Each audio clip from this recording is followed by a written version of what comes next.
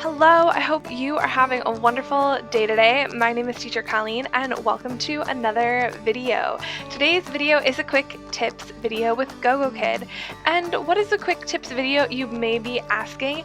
And it's a video where we talk about tips and tricks and skills to help you improve your teaching with GOGOKID and hopefully help your students be successful at learning English. So what is today's quick tip topic? Oh my gosh, that's so much fun to say. It has such good alliteration. Quick tips topic. But what we're going to be talking about today is simple language and incidental language. So let's start by defining what those things are, and we're going to start with simple language. So it's pretty much what it sounds like. It's using simple language, but you want to be specifically using language that is level appropriate with minimal, unfamiliar and extra words. Simple language, though, is not simplifying so much where it's like broken English or it's incorrect grammar or it's like baby talk. So I can think of two mistakes that are actually pretty easy to make if you're not careful. And let's talk about the first one, which is making sure you use articles like and the. So quick example, it is rabbit. No, it is a rabbit. Making sure you add in that article and getting your student to say it and demonstrating it. You may think, I want to simplify it, make it easier, so you take out that extra word, but really that's teaching a habit that the student's going to have to unlearn later. I have a lot of older students who I'm trying to get them to use the articles. Remember the article, remember the article. So it's important to make sure you're using correct sentence structure and correct grammar. The second example that's really easy is when you're conjugating a verb, especially in present, when you add on the S. So for example, I walk, he walks. Many students will not pronounce the S, and it's really easy if you're, for example, if your student is not catching on to the grammar and they keep on forgetting to pronounce the S and you're correcting them, continue for yourself as a teacher to model the correct, even if your student isn't quite there yet.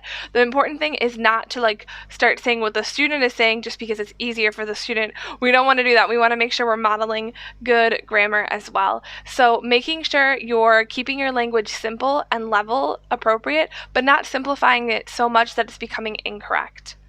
Okay, so now what is incidental language? Incidental language is similar, but it's not exactly the same thing. We're more focusing on those extra words that you are using, things that you don't even realize you're saying as a native speaker that could be confusing to English language learner. So things like transitions, like next we're going to do this, or adding in those extra little phrases, it'll be really easy with an example. So let's give an example. So if you're asking the student, what do you see in the picture on the slide?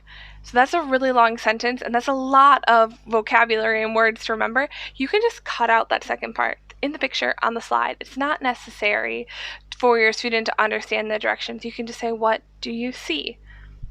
And maybe if your student's a little older and they've already heard what do you see a million times and you know the student, maybe you could add in what do you see in the picture by circling the picture on the screen or making a little box and drawing an arrow to it so they have another clue as to what that is. And adding in extra words that way, but we don't want to come out with a really long sentence with a bunch of vocabulary that might be unfamiliar to the student. So you want to reduce everything you're saying as much as possible, and that is that incidental language, all those extra words that you're adding in that are not necessary. So when we use simple language with minimal incidental language, those two things together really help students understand and feel confident in the classroom. And then as a teacher, you can be intentional about adding in more difficult and more challenging words or more challenging vocabulary or more challenging sentence structures, and it'll be intentional rather than the student having everything come at them at once and it feeling very overwhelming. They can kind of progress as their level and their English ability progresses as well. So I've got a few tips to help you do this successfully in the classroom, and the very first one is being mindful, but making sure to be mindful, what you want to do is be prepared for your class. So you want to make sure you check the lesson objectives, check out the level of the student and even the age of the student, so you know, okay, this is about their English level going into the class. And then being mindful when you're speaking, just thinking before you're speaking in class and remembering, okay, how can I make this nice, simple, and clear, and also correct still.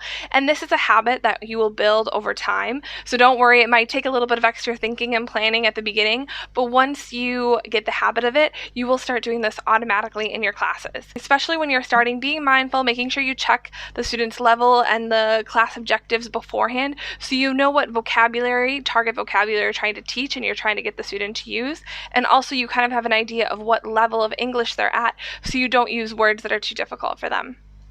All right, the second step is to cut out transitions and cut out all that incidental language. For example, when you're going to the next slide, instead of saying, let's go to the next activity. Okay, next we are going to read.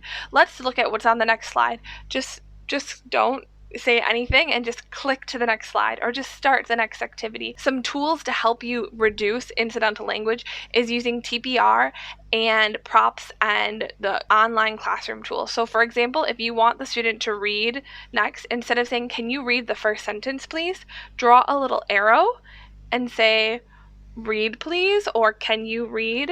Or maybe you could even just draw an arrow and start the sentence for them where you want the student to read, rather than saying, can you read the first sentence?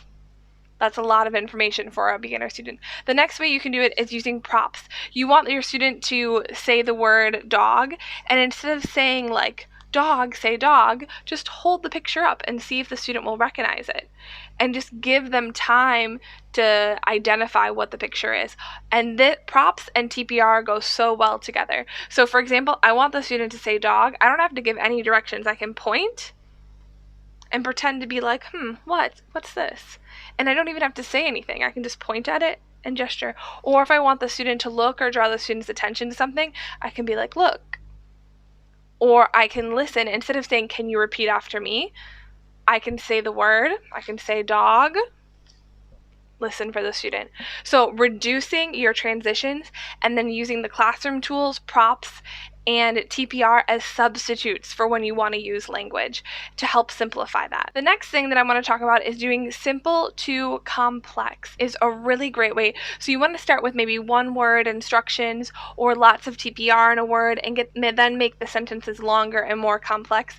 I really make sure I start simple, especially with young students and with brand new students to me. So using that strategy of simple to complex really, really helps students. Another thing with simple to complex is also modeling. So as a teacher, you always want to model the correct sentence structure, even if your student isn't quite there with you. So that same example from earlier, it is a rabbit. Even if your student's saying it is rabbit and you're correcting them to say and they don't quite get it, that's okay. Continue to show and model the correct speaking pattern and the correct grammar, and the student will catch up to you eventually. Of course, you want to correct them and encourage them, but if they're not there yet, just keep on modeling the correct sentence structure. With that, that is my last tip for using simple language and incidental language. Remember, these are really great tools to help your students feel confident and comfortable in the classroom, and then as you get to know your students, you can make it more complex, but you can make it more complex intentionally, and that'll help the student progress faster. Thank you so much for spending your time with me today. I hope you have a wonderful rest of your day. Goodbye.